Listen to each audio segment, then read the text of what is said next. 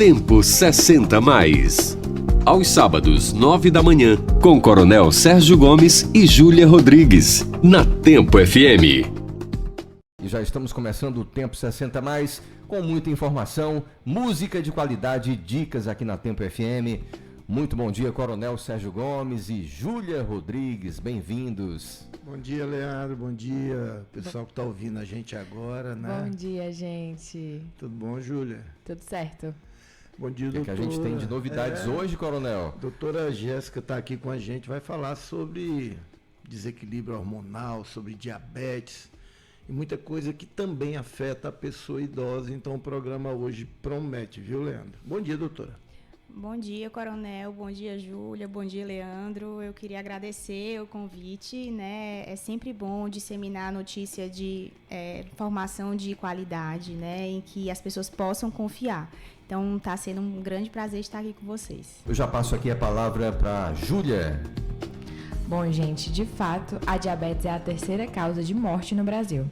Por aqui, são mais de 14 milhões de portadores, segundo dados da Federação Internacional da Diabetes.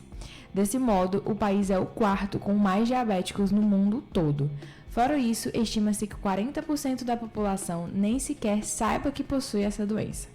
Dos pacientes, menos de 30% mantém a glicemia controlada, o que os torna mais propensos a apresentar complicações que atrapalham a qualidade de vida e podem levar à morte precoce.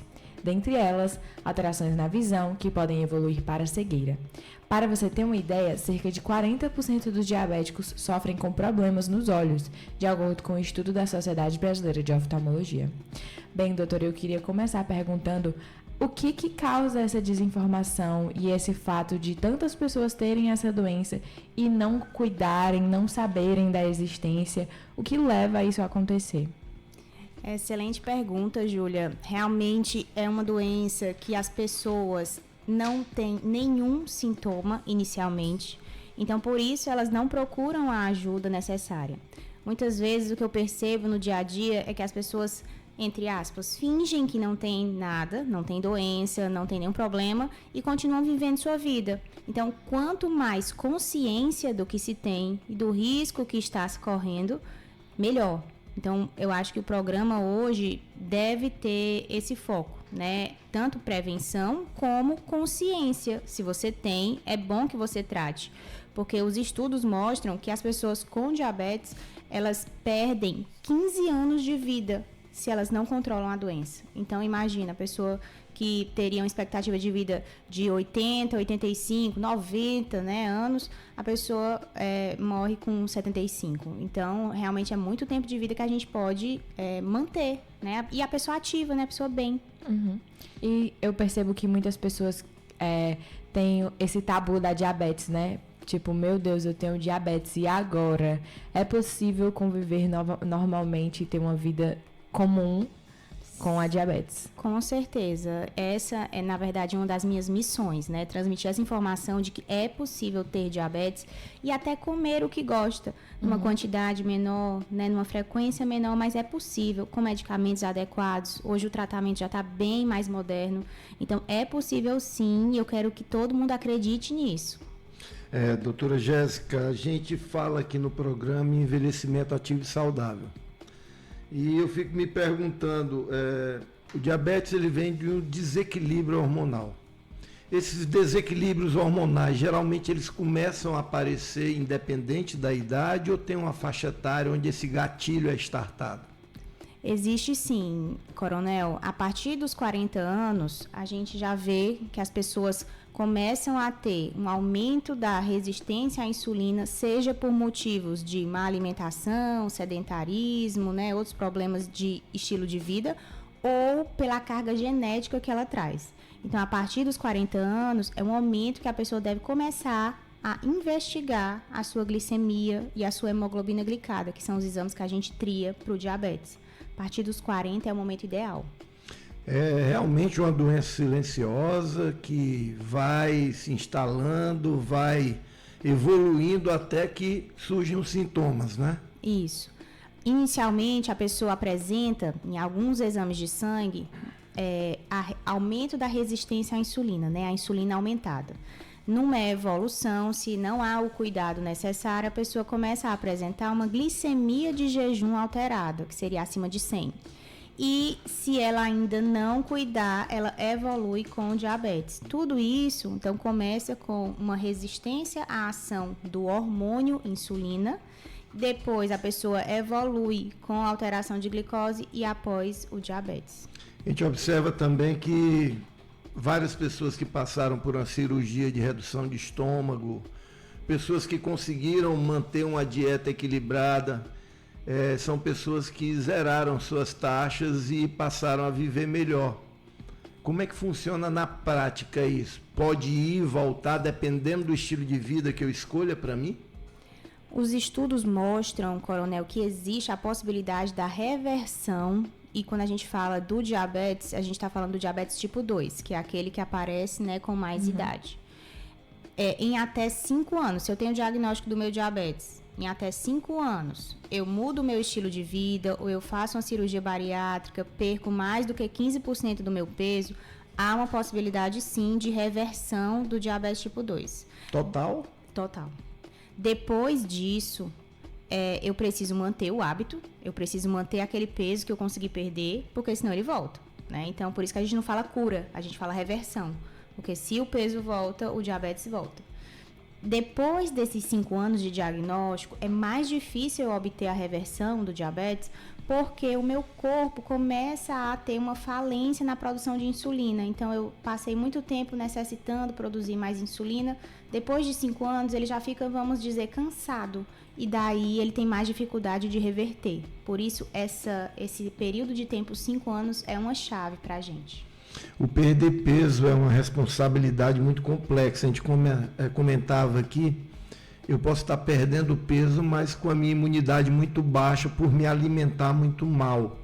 Dentro do processo de melhora do diabetes, é importante ficar atento a como eu vou estar perdendo peso. Com certeza. O que a gente vê no dia a dia são pessoas que, de repente, cortam todo o carboidrato da alimentação, elas evitam as gorduras e elas ficam só na proteína e na salada.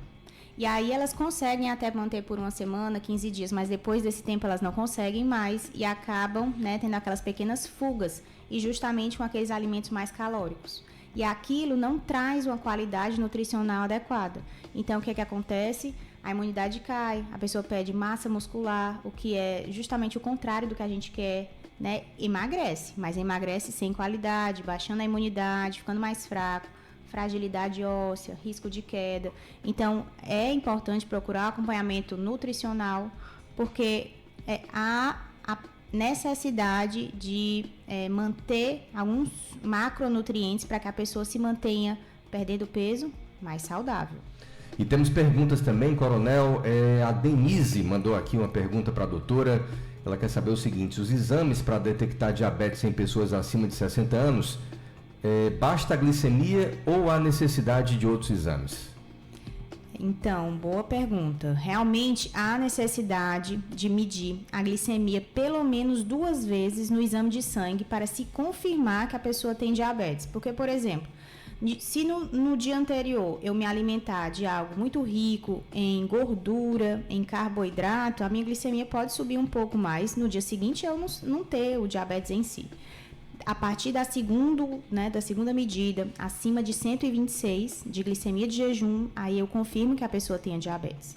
Outros exames podem ser feitos para confirmar, né? Então, hemoglobina glicada é outro tipo de exame, e o teste oral de tolerância à glicose, que é um terceiro exame que a gente pede muitas vezes quando há necessidade. A gente tem outra pergunta aqui da nossa ouvinte Cândida Parente. Ela fala o seguinte: ela está mantendo a glicose com alimentação low carb. São exercícios orientados, tirando o açúcar. Na minha família há pessoas com diabetes.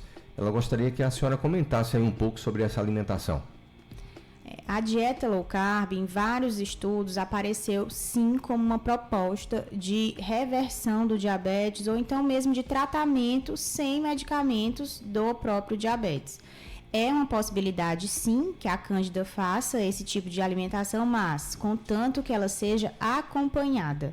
Não pode pegar na internet aquela dieta low carb de outra pessoa e que ela vai resolver usar e que vai controlar o diabetes, porque vai cair naquele mesmo problema de cortou muita alimentação, não manteve a necessidade de macronutrientes do dia e aí ela começa a ter problemas de outra ordem. Cura o diabetes, mas baixa a imunidade, dá fraqueza, não consegue fazer suas atividades diárias. Importante, né, Cândida? Bom, Júlia, com você. Doutora, no último bloco a gente falou bastante, né? Nós falamos até sobre cirurgia bariátrica, emagrecimento. E eu queria saber, existem outros fatores de saúde ou hábitos que também aumentam o risco de ter diabetes? Sim. O diabetes tipo 2, principalmente, é uma doença basicamente genética que aparece quando eu tenho maus hábitos de vida. Então, por exemplo, o sedentarismo é algo que leva, né, as pessoas hoje em dia a apresentarem diabetes com uma menor faixa de idade do que antigamente. Então, antigamente a pessoa com 60 ou mais. Hoje em dia não, 35 a pessoa já está apresentando alteração de glicemia devido ao sedentarismo. A alimentação muito rica em carboidratos, fast foods, gordura saturada, faz com que a pessoa desenvolva gordura no fígado, e gordura no fígado leva ao aumento da resistência à insulina, que depois vai levar ao diabetes. Outro fator também que é muito interessante, que não tem uma ligação direta, mas que leva ao aumento do risco, é o tabagismo. Então, hoje em dia, as pessoas fumam menos que antigamente, mas ainda fumam bastante. E o aumento, né, o risco de diabetes aumenta quando a pessoa fuma. Até mesmo a nova fama do vape e similares também entra nisso? Cigarro eletrônico, eu não vi estudo sobre isso, mas se ele tem um impacto, isso nós vamos ver nos próximos anos. Então é melhor não arriscar. Também, né? Entendi. Ele tem a nicotina, né? Isso, então tem um risco maior, mas é melhor não arriscar, é isso que eu comento, né? Certeza. Aproveitar o carinho do Capitão Wagner, as palavras dele, e mandar abraço também para Dora Freitas, que está ouvindo a gente, a Thalita, lá do marketing, lá da Beijo, Coap, Thalitinha. Tem o Luiz Gadelha, a Kelma Rodrigues, a Thaís Lessa, Gerardo Bezerra, querido amigo Gerardo Bezerra, a Maria Diana, Rejane Pinheiro, a Michele Nívia, a Maria Araújo, o Eduardo Gomes, a Márcia Nogueira, o Sérgio Mota e a Iana Lima, todos ouvindo a gente agora. E eu já emendo, doutora, eu estava fazendo minhas anotações aqui, já que a gente está falando de envelhecimento ativo e saudável no programa, eu foco mais na pessoa idosa. Eu vinha conversando com a senhora e disse que os seus pacientes, a grande maioria são idosos. Eu queria saber um pouco sobre o diabetes e os problemas cardiovasculares. Essa correlação entre os dois, ela é muito forte, principalmente no idoso, não é isso?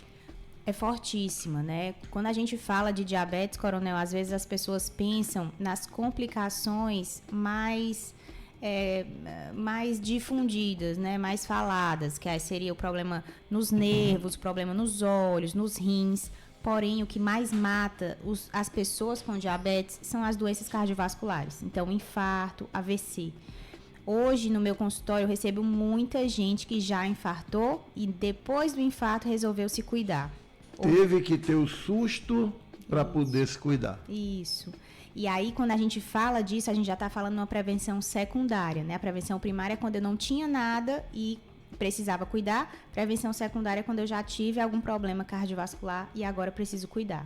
Então, o diabetes, ele faz com que o meu corpo deposite mais gordura no meu fígado, nas minhas artérias, nas minhas veias, e isso aumenta o risco de um entupimento naquela veia e artéria e aí levar ao infarto ou AVC. Então, é preciso que as pessoas tomem consciência de que infartou e tem diabetes, precisa urgentemente procurar o especialista. Não pode levar com a barriga, achar que o infarto é uma coisa, o diabetes é outra. Eles são a mesma coisa. Deixa eu emendar, doutora, já que a gente está falando dessas doenças correlacionadas ao diabetes, e os rins também tem uma correlação muito forte, diabetes e rins, não é? Com certeza. O rim, ele é formado por minúsculas artérias que, da mesma forma como acontece com as artérias grandes do coração, elas podem obstruir e elas começam a ser lesionadas, cada vez mais lesionadas com o aumento da minha glicemia. Com isso, eu lesionando o meu rim, não consigo filtrar toda a parte ruim que eu produzo no meu sangue, não consigo eliminar e eu evoluo com algum problema renal mais grave. Pode ter uma falência renal? Com certeza. O diabetes é a principal causa de doença renal crônica, que leva à hemodiálise, né? Que é a doença renal mais grave. Então, assim, nós precisamos tratar o diabetes para que não chegue nesse quadro, né, mais avançado. Interessante, viu? Eu estava há 3 dias atrás conversando justamente com uma pessoa sobre diabetes. Estava comendo mal, estava se sentindo pesado, fez todos os exames de sangue, deu muito alto o índice glicêmico dele e ele se assustou. Aí eu perguntei, precisou tomar o susto para ter consciência de que tem que melhorar os hábitos de vida? Aí a pergunta qual é? Qual é a importância em percentuais do meu hábito de vida? Viver bem, ativo e saudável, que é o nosso lema, né, Leandro? Isso. A importância do envelhecimento ativo e saudável. Eu posso dizer com segurança que se você mantiver, você tem uma carga genética muito forte, mas que se você mantiver a atividade física em dias, a alimentação, o controle do estresse foi uma coisa que eu acabei não falando, mas que é super importante. Se você não fuma, é improvável que você desenvolva o diabetes tipo 2, né? Então, o hábito de vida, ele é essencial para que a pessoa evolua com essa condição. Precisa, normalmente, ter um hábito de vida ruim. Agora, eu queria também dividir. As pessoas com diabetes tipo 2, podem ser divididas em 2 tipos. Aquelas que têm resistência à insulina, muito importante, e aquelas que têm insulinopenia, ou seja, falta de insulina. Então, com a evolução da doença, a pessoa pode evoluir, sim, com a falta da produção de insulina. E aí, realmente, se ela tem falta de produção, ela precisa usar o medicamento. Se ela tem muita resistência à insulina, que eu vou dizer que é 80% das pessoas que vão no meu consultório, elas precisam mudar o hábito de vida. Bom, gente, a mudança de hábitos alimentares e a prática de atividades físicas não é suficiente, já que se trata de sua forma crônica. A gente está falando hoje sobre diabetes. Sendo assim, é necessário que o endocrinologista prescreva a medicação necessária para restabelecimento dos níveis adequados de insulina no organismo. É necessária a associação entre vários tipos de medicamentos, que se complementam para auxiliar o organismo no ajuste dos níveis de insulina. Quando o uso de medicamento oral não é suficiente, pode ser necessária a administração de insulina injetável. E a gente já vem falando aqui, desde o começo do programa, como é importante o acompanhamento médico. E o quão preocupante é o fato de a gente ver hoje muitas pessoas se automedicando, tanto que aquela famosa injeçãozinha já está esgotada em várias farmácias e quem realmente precisa não encontra. Doutora, como é que você está percebendo isso lá no seu consultório? Chega alguém que está fazendo uso desse medicamento e como é que essas pessoas estão chegando lá? Chega muito, viu, Júlia? Eles chegam e já alguns queixando que não perderam nada de peso com a medicação, outros queixando que não encontram mais a medicação, mas o que eu fico com mais dificuldade são aqueles que realmente precisam para o tratamento do diabetes e não conseguem, né, mais comprar a medicação, que não é uma medicação barata, né? Então, o SUS não disponibiliza, não há como nem por processo judicial se conseguir, mas as pessoas estão comprando indiscriminadamente. Esse é o grande problema.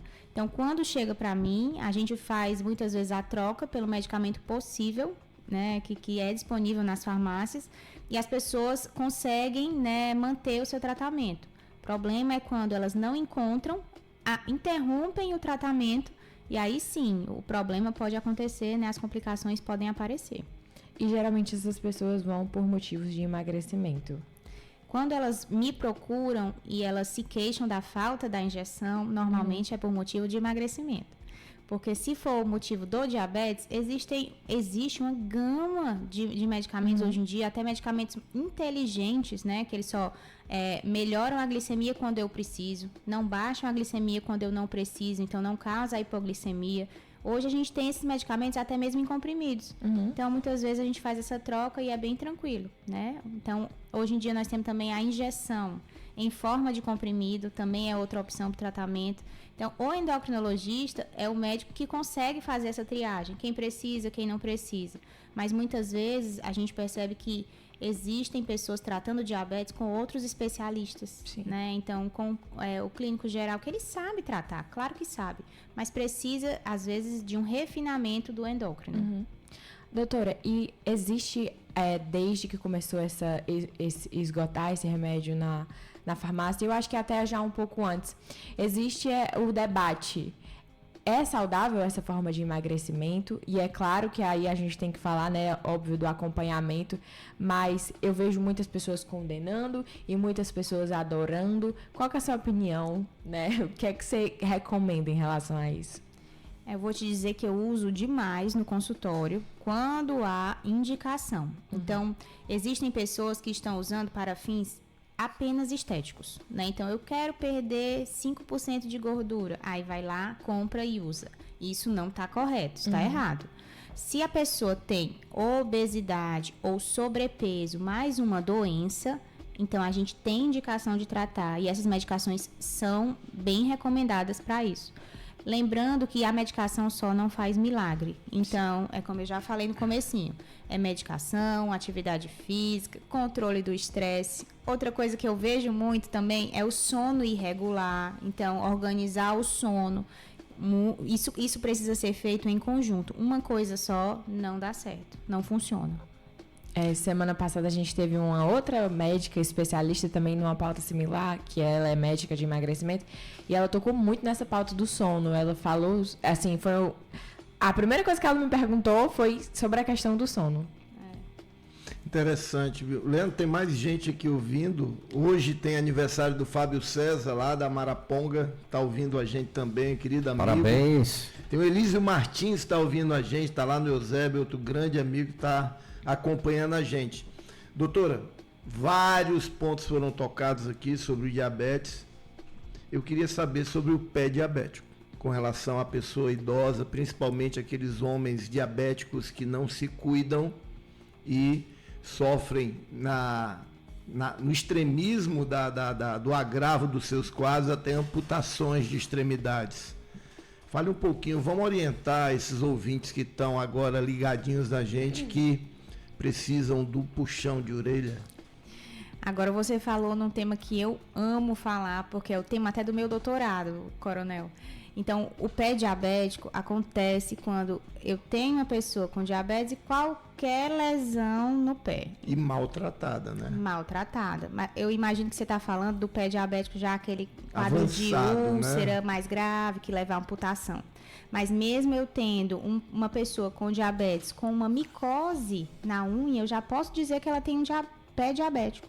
Então, a partir desse momento que a pessoa tem alterações de sensibilidade no pé, e ela tem o diabetes em si, a gente já pode dizer que ela tem um pé diabético e eu preciso tratar no sentido da prevenção. Ou seja, se eu tenho alteração na sensibilidade, todo santo dia, quando eu chegar do meu trabalho, eu tenho que tirar o meu sapato, olhar o meu pé, entre os dedos, olhar minhas unhas, olhar embaixo do pé, porque muitas vezes eu sofro um ferimento, não sinto e deixo passar. E ele vai evoluindo. E ele vai evoluindo. Muitas vezes a pessoa, ela não está se sentindo mal cuidada, mas ela não sentiu mesmo. E aí ela vai deixando passar. Quando ela vê uma mancha de sangue no sapato ou na meia, e aí ela se assusta. De onde é que isso apareceu? Mas apareceu durante vários dias que ela não percebeu.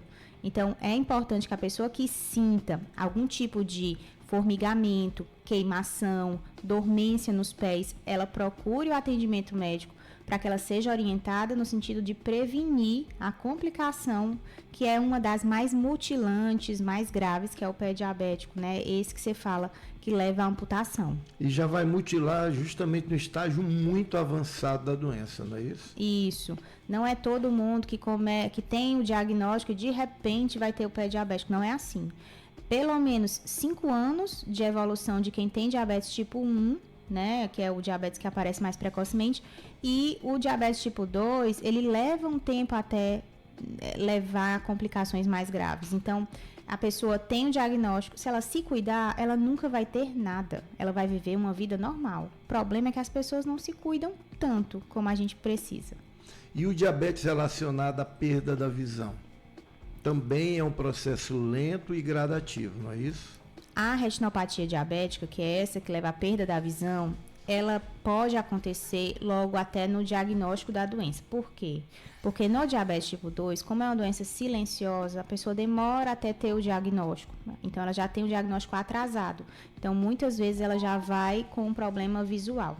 Por isso, a pessoa deve fazer tanto o seu rastreio de glicemia desde os 40 anos, como os exames periódicos no oftalmologista, em que ele já vai detectar alguma questão relacionada à retina, né? Então, o que a gente vê muito é a retinopatia diabética e a hipertensiva, né? Então, as pessoas também têm muita hipertensão e precisam cuidar disso. E leva ao glaucoma?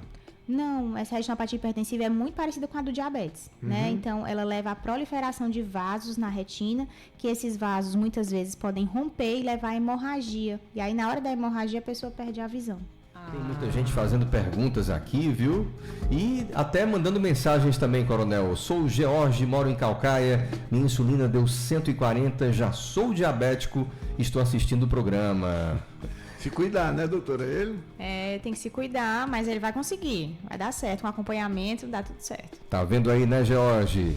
Tem uma pergunta aqui da Jane. A Jane mora no bairro Mundubim.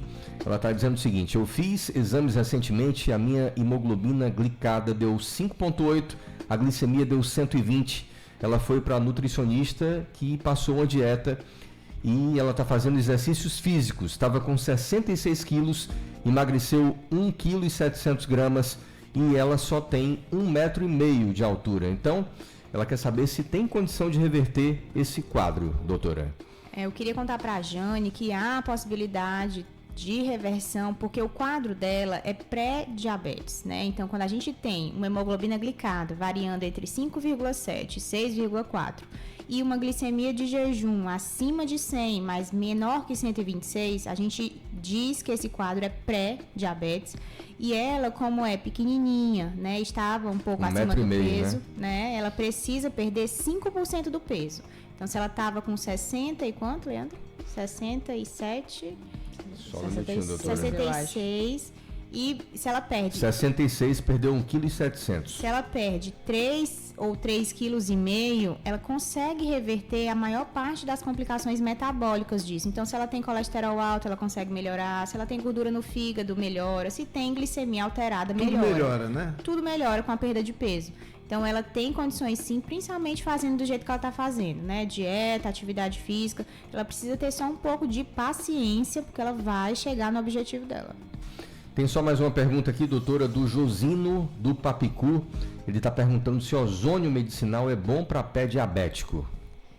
Existe uma corrente, Josino, que fala do uso do ozônio, mas tem que ser aquele ozônio numa clínica especializada só nisso. Né? Isso, com profissionais só nisso. Não é aquela clínica de estética que aplica ozônio para perder gordura ou para outras questões. Então, é preciso. Existem outros tratamentos, né? Então, a gente tem enfermeiras especializadas, que são as estomaterapeutas. Tem que ter um acompanhamento com o cirurgião vascular, com muitas vezes o ortopedista. Então, precisa ter um acompanhamento médico. Se esse grupo de médicos indicou o ozônio, aí tudo bem. Mas se não, não é o indicado. As perguntas não param, Coronel. O Ferreira está perguntando o seguinte: é possível desenvolver diabetes do tipo 1 aos 25 anos sem histórico de hereditariedade? Com certeza. Aí nós estamos indo para um outro lado, né? O diabetes tipo 1 é uma condição que aparece muitas vezes na infância, mas ela não é tão genética como é o diabetes tipo 2. Então, a pessoa pode desenvolver e pode desenvolver depois de uma certa idade, sim. Ela é uma doença autoimune. Então, aparece em pessoas jovens e muitas vezes não só crianças, mas adultos jovens. Então, é possível sim.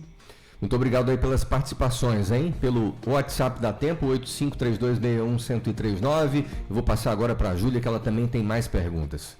Bom, no clima de consultas, eu gostaria que você deixasse seu contato, a forma que as pessoas podem falar com você, para quem queira dar continuidade, se aprofundar.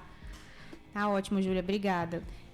Eu atendo aqui no Shopping Aldeota, né, na Torre Comercial, na sala 916. Nossa vizinha, então, né? De casa já. É isso mesmo. E quem quiser me seguir ou perguntar mais alguma coisa nas redes sociais, o meu Instagram é o @doutora Jéssica Endócrino. Então eu tô lá, né, respondo os directs, eu mesma respondo, então vai ser um prazer receber vocês. Tem algum número de contato, caso a pessoa queira se consultar? Sim, o telefone do consultório é 99987-9478, é telefone e WhatsApp. Leandro, já estamos chegando no final? A gente tem tempo ainda, Coronel. Fique à vontade. Não, tranquilo. Só para fechar, doutora, a gente falou, a Júlia trouxe dados importantes e eu estava observando, em 2019 nós tínhamos em torno de 12 milhões de diabéticos no Brasil. Os números de hoje avançaram para mais de 14 milhões. Então, nós estamos numa tendência de crescimento? Com certeza. Principalmente pelo nosso ritmo de vida acelerado. Então, a gente muitas vezes não tem tempo, né, de se cuidar, a gente pensa muito no trabalho, nos filhos, como dar uma qualidade de vida melhor para as pessoas e acaba se esquecendo. Então, as pessoas acima de 40 anos que estão numa idade produtiva, elas precisam lembrar de si.